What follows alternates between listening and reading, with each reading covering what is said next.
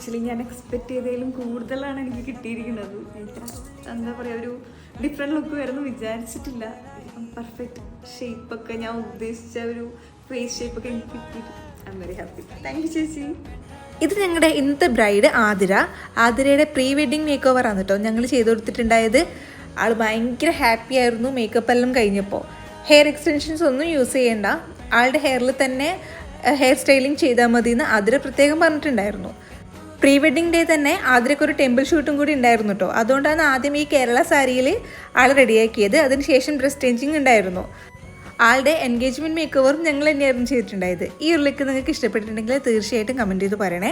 നിങ്ങളുടെ ഇടയിൽ ബ്രൈഡാവാൻ പോകുന്ന ആ ഒരാൾക്ക് കൂടെ ഈ വീഡിയോ ഷെയർ ചെയ്ത് കൊടുക്കാൻ മറക്കരുത്. മാത്രമല്ല സ്റ്റുഡിയോ സ്റ്റൈലിസ്റ്റർ ഇൻസ്റ്റാഗ്രാം പേജ് കൂടെ ഒന്ന് ഫോളോ ചെയ്യണേ.